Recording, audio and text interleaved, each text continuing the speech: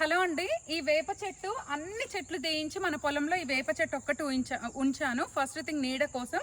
ఇక్కడ మనకు ఒకటి సిట్టింగ్ టేబుల్ ఉంటుంది చూసిరా, ఇక్కడ దానికి నీడ కూడా వస్తుందని చెప్పి.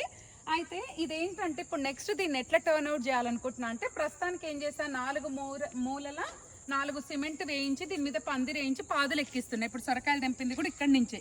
సో ఇప్పుడు నెక్స్ట్ దీన్ని ఏం చేయాలనుకుంటున్నా అంటే, చుట్టూ వెడల్పుగా పెద్ద అరుగు కట్టించి ఇవేం కదిలిచ్చాను, వీటిని ఇట్లానే ఉంచి చుట్టూ ఒక పెద్ద అరుగులాగా గట్టిచ్చేసి, అంటే ఒకవేళ అట్లా బాగుంటుంది అని అంటే అట్లా కట్టిస్తా, లేదంటే ఈ క్రాప్ అయిపోయిన తర్వాత ఈ పందిరిని వేరే కాడికి షిఫ్ట్ చేసి ఈ చుట్టూ పెద్ద అరుగులాగా గట్టిచ్చేసి దాని మీద అష్టాచమ్మ ఆడుకోవడానికి, తర్వాత మనము అచ్చన్ గిల్లలు ఆడుకోవడానికి, ఇట్లా మంచిగా ఉంటాయి కదా, అట్లా అవన్నీ ఆడుకోవడానికి చిన్నప్పుడు ఊర్లలో సిమెంట్ తోటి గీసేవాళ్ళు కదా, అట్లా గీయించి దాని మీద రెడ్ ఆక్సైడ్ వేసి ముగ్గులు వేయించాలని అనుకుంటున్నా.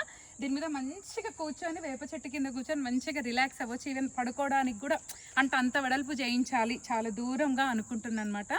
నెక్స్ట్ ఈ వేప చెట్టు దగ్గర అయితే ఇది ఒకటి ఉంది పని, ఈ సమ్మర్ వెళ్ళిన తర్వాత స్టార్ట్ చేద్దాం అని అనుకుంటున్నా. ఈ లోపల ఈ క్రాప్ ఇదంతా కూడా అయిపోతుంది. సో నా ఐడియా ఎట్లుందో, లేకపోతే ఇంకా మీరు ఏమైనా నాకు బెటర్ ఐడియాస్ ఇస్తారో కూడా కామెంట్ చేయండి. బాయ్.